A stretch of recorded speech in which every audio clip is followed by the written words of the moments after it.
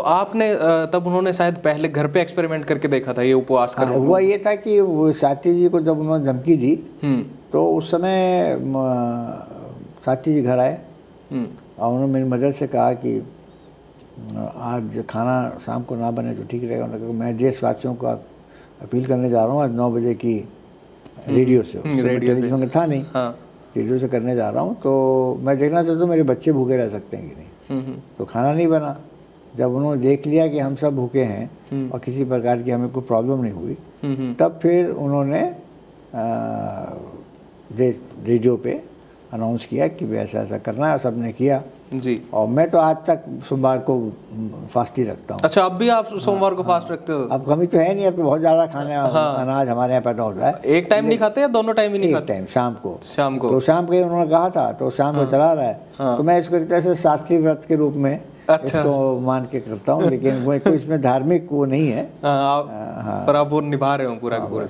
अच्छा सर, एक बात बताइए कि आपको लग रहा था कि पंडित नेहरू की, आपकी फैमिली में ऐसा कुछ एहसास था कि पंडित नेहरू के बाद अगले प्रधानमंत्री शास्त्री बनेंगे, कि हमारे घर से प्रधानमंत्री बनेंगे?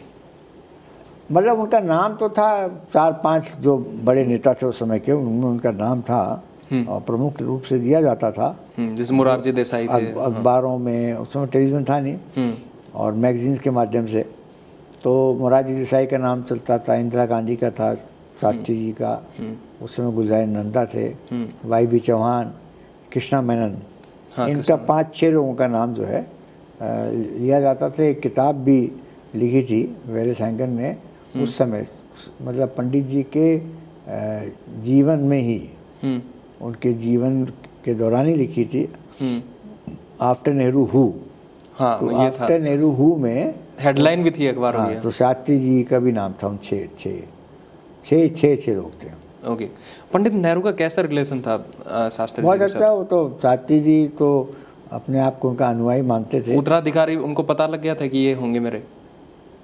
पंडित जी ने कभी ऐसा इशारा तो किया नहीं, लेकिन ये सबको पता था कि शास्त्री जी पंडित नेहरू के चहेते हैं। अच्छा। और पंडित नेहरू उन पे पूरा विश्वास करते हैं, उनके पूरे विश्वास पात्र हैं जी। और इसीलिए वो उनको अपना ट्रबल शूटर भी बना लिया था।